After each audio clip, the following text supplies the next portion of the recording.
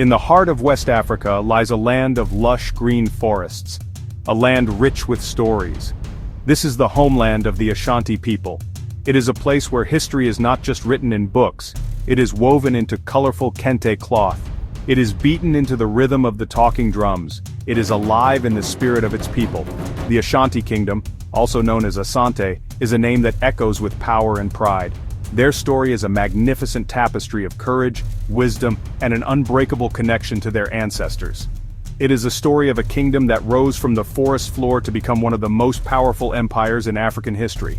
A story that continues to inspire us today. Long ago, before the Great Kingdom existed, the Ashanti people lived in separate groups. These were family groups called clans. Each clan had its own chief and its own traditions. They were all part of the Akan people, sharing a common language and culture, but they were not yet united. They often fought amongst themselves, competing for land and resources. The forest was their home, but it was also a place of division. They needed something or someone to bring them together.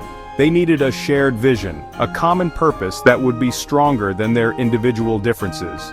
The people lived in a region that was becoming a crossroads of trade. Gold from their lands was highly sought after. Powerful neighboring states like the Denkira grew strong by controlling this trade. For many years the Ashanti clans were forced to pay tribute to the Denkira king. This was a heavy burden. It was a constant reminder that they were not in control of their own destiny. The desire for freedom began to grow in their hearts. A quiet determination began to stir among the clans. Out of this desire for unity, a great leader emerged. His name was Osei Tutu. He was a visionary. He possessed the strength of a warrior and the wisdom of a statesman.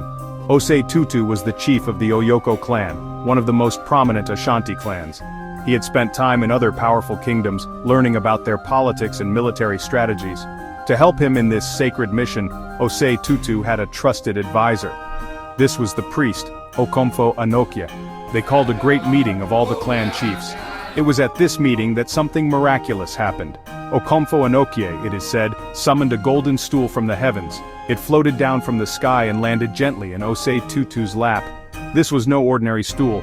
Okomfo Anokie declared that the golden stool, the Sika Dwa Kofi, contained the sunsum or the soul of the entire Ashanti nation. It was the ultimate symbol of their unity, their power, and their connection to the ancestors.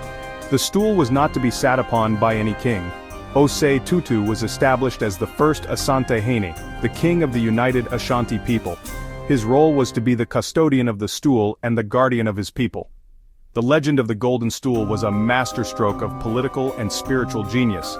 It created an unbreakable bond among the Ashanti clans. Ashanti culture is rich and deeply symbolic.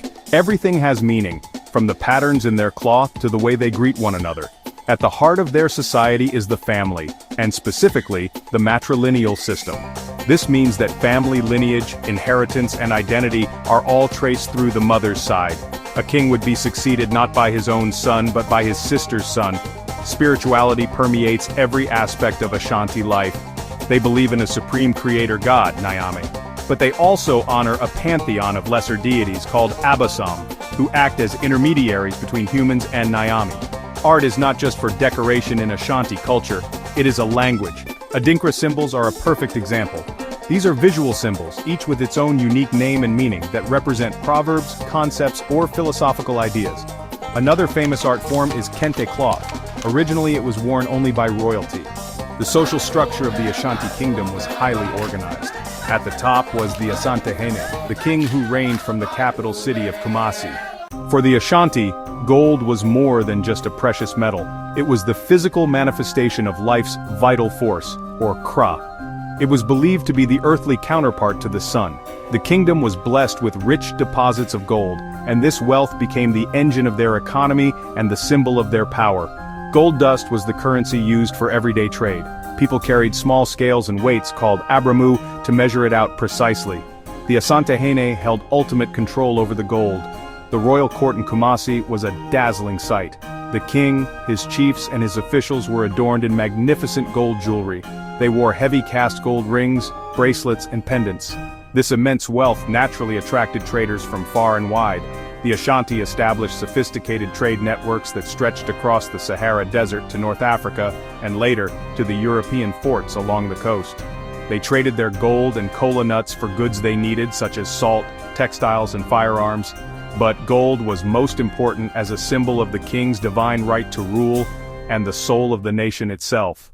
The golden stool, the most sacred object in the kingdom, was not to be touched by human hands and was said to be made of pure gold from the heavens. Royal regalia, from the king's throne to the ornaments on his umbrella, were covered in gold. This wasn't just showing off, it was a powerful statement. As the Ashanti kingdom grew in power and influence, it came into contact with another expanding empire, the British. The British had established forts along the Gold Coast, primarily for trade.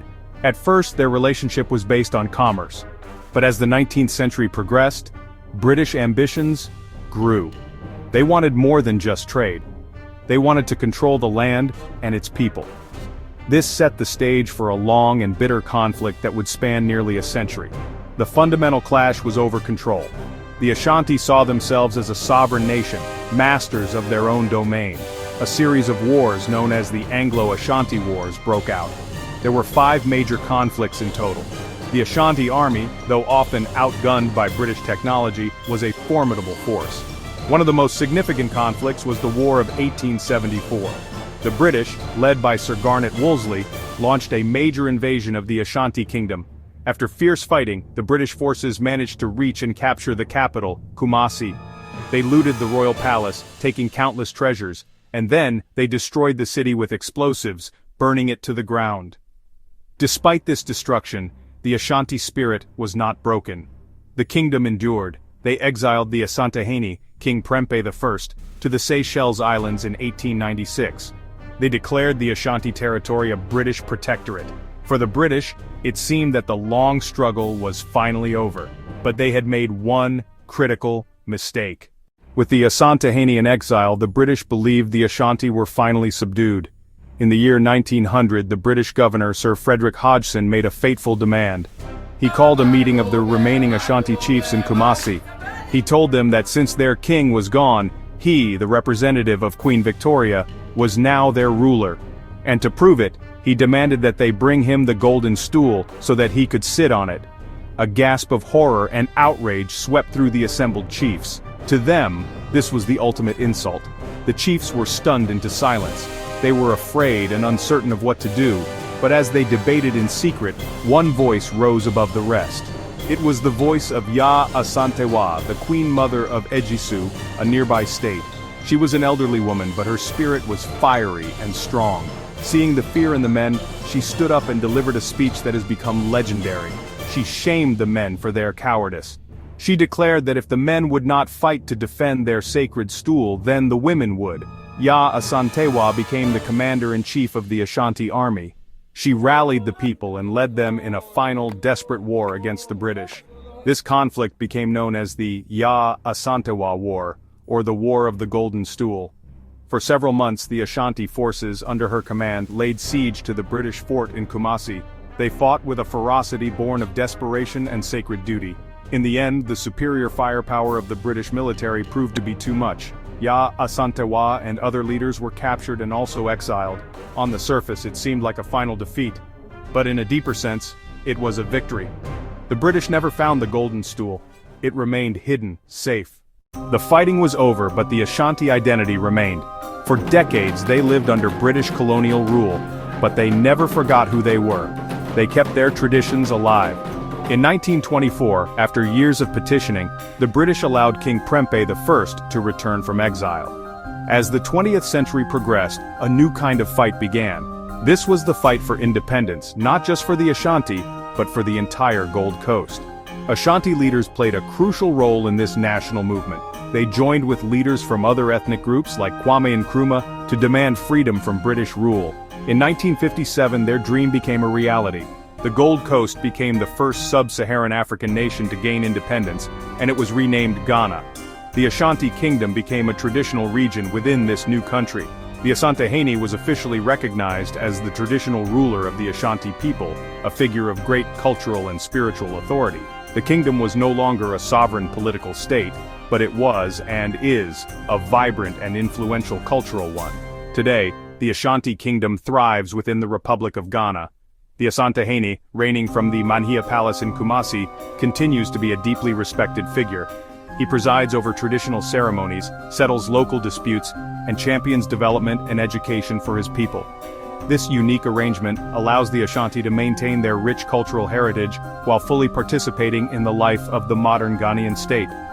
It is a testament to their resilience and ability to adapt. The story of the Ashanti is a powerful journey through time. It is a story of a people who, through unity and a shared spiritual belief, forged a mighty kingdom in the forests of Ghana. They built a sophisticated society, created breathtaking art, and commanded immense wealth and power. They were united by the sacred golden stool, a symbol of their collective soul that gave them the strength to build an empire. This is the legacy of leaders like Osei, Tutu, and Okomfo Anokie, whose vision laid the foundation for a nation. Their story is also one of incredible resilience. When faced with the overwhelming power of the British Empire, they did not surrender their identity. They fought fiercely to defend their land and their way of life. They endured defeat, the destruction of their capital and the exile of their kings, and in their darkest hour they were led by the courageous Queen Mother, Yaa Asantewaa. Today the Ashanti spirit is as vibrant as ever. You can see it in the bustling markets of Kumasi. You can hear it in the rhythm of the phantom from drums at the grand Adai Keze festival. You can feel it in the deep respect shown to the Asantehene and the Queen Mothers. They have masterfully woven their ancient traditions into the fabric of modern Ghana. They are a people who look to the future without ever forgetting the lessons and the strength of their past. Their story teaches us about the power of unity, the importance of culture, and the unbreakable will of the human spirit. The legacy of the Ashanti is not just a story for Ghana, it is a story for the world. It reminds us that our heritage is a source of strength. It shows us that true wealth lies not just in gold, but in the spirit and unity of a people. The Ashanti Kingdom continues to shine, a brilliant testament to a royal legacy that was forged in the forest, sanctified by the heavens, and defended with courage and pride. It is a story that is still being written every single day by the remarkable Ashanti people.